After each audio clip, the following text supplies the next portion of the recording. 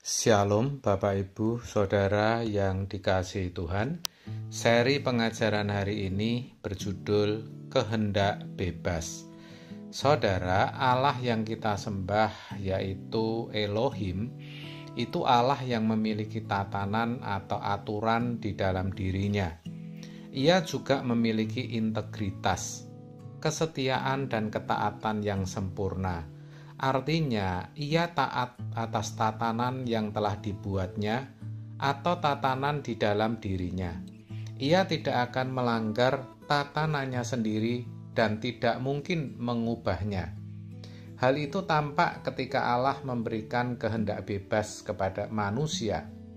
Kita tahu bahwa Allah merancang manusia agar segambar dan serupa dengan Dia. Kejadian 1 ayat 26. Segambar dalam teks aslinya dipakai kata selem. Artinya Tuhan menciptakan manusia dengan diberikan komponen-komponen seperti yang ada pada dirinya, yaitu pikiran dan perasaan. Tujuannya agar dengan komponen itu manusia bisa mempertimbangkan segala sesuatu, apa yang dilihat, apa yang didengar, apa yang dirasakan, atau dialami dalam hidupnya. Dari pertimbangan itu, manusia bisa mengambil suatu keputusan yang akhirnya menghasilkan kehendak atau keinginan. Dari kehendak di dalam dirinya ini, manusia menentukan perbuatannya sendiri. Saudara, Tuhan menghendaki agar manusia ciptaannya itu juga bisa menjadi serupa dengan Dia, dalam arti mengerti kehendaknya. Namun, Tuhan tidak mengintervensi kehendak bebas yang sudah diberikan kepada manusia.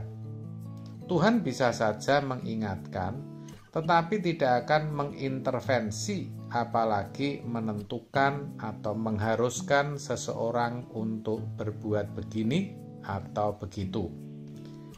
Dalam Kejadian 2 ayat 17 sangat jelas menggambarkan akan hal ini, di mana dikatakan, "Tetapi pohon pengetahuan tentang yang baik dan yang jahat itu, janganlah kau makan buahnya, sebab pada hari engkau memakannya, pastilah engkau mati."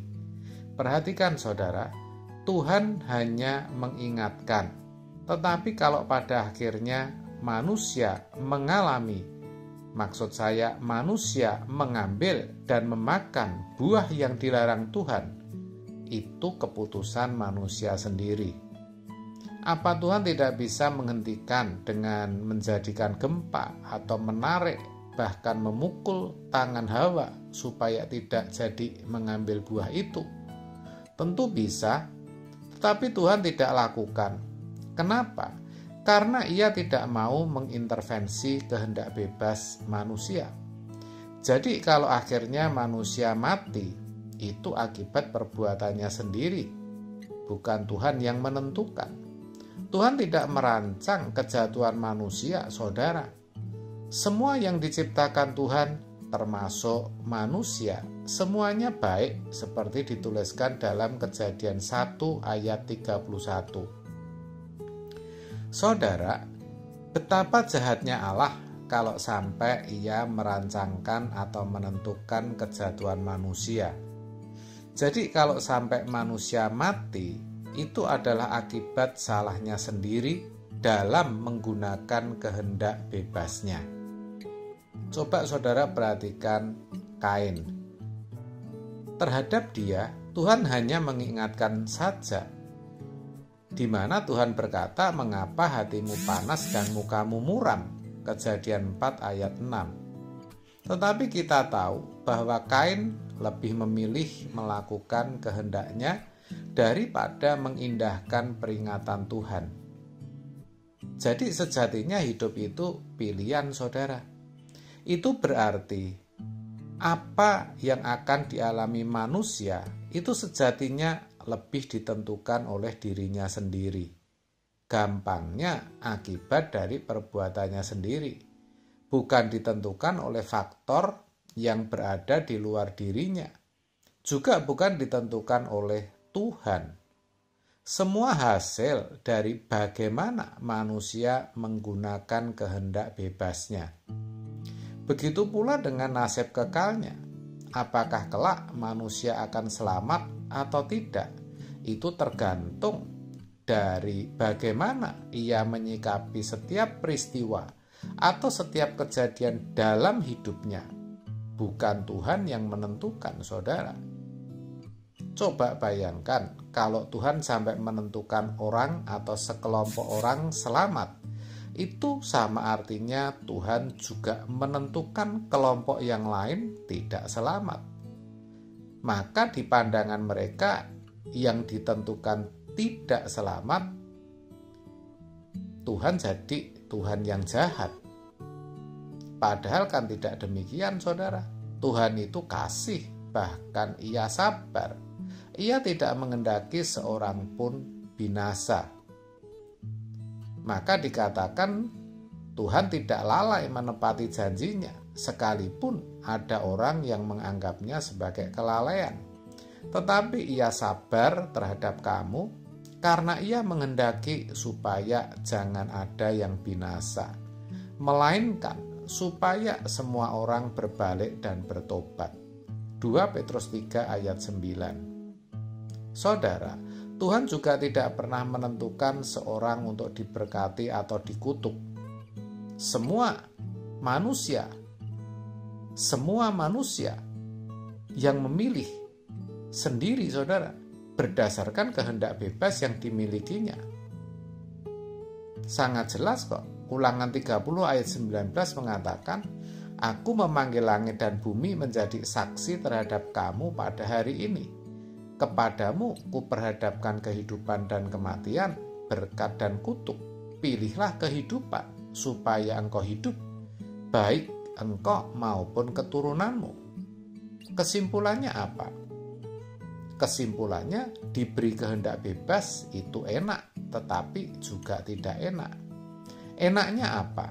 Enaknya kita memiliki kebebasan untuk menentukan seperti apa hidup kita. Bahkan hidup kekal kita bisa tentukan sendiri. Lalu tidak enaknya kenapa? Tidak enaknya karena mengandung bahaya yang sangat besar. Kalau kita sampai salah di dalam menggunakannya, kita akan menanggung akibatnya. Coba saudara teliti. Yang sederhana saja, kalau kita lihat orang yang memiliki karir yang sukses atau usaha yang berhasil. Karena apa coba? Pasti karena kerja keras, bukan? Sebaliknya orang yang sampai tidak bisa makan, kenapa?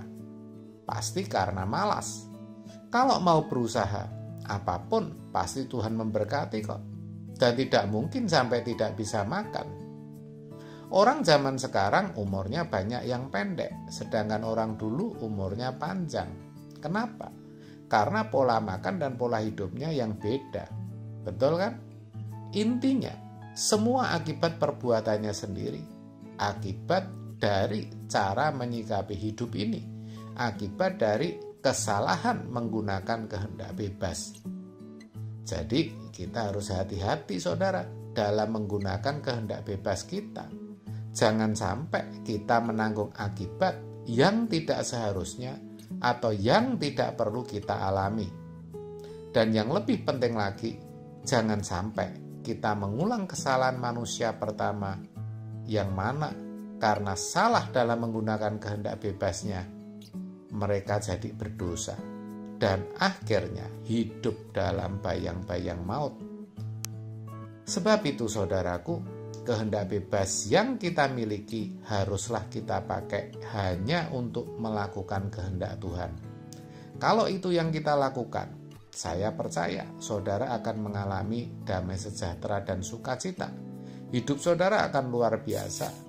Saudara juga akan jadi orang-orang yang luar biasa. Kalau jadi orang yang luar biasa, pasti mengasihi Tuhan. Orang yang mengasihi Tuhan pasti kerjanya nggak main-main, perjuangannya pasti luar biasa, itu pasti, karena keinginannya hanya menyenangkan hati Tuhan. Orang-orang yang seperti ini bukan tidak mungkin usahanya akan berhasil, kesehatannya semakin baik, akan mendapat kedudukan atau promosi dalam pekerjaan. Dan itu siapa? Itu saudara. Benar, saudara, benar, itu sangatlah mungkin. Karena apa yang saudara tabur, itulah yang saudara tuai. Amin. Tuhan Yesus memberkati.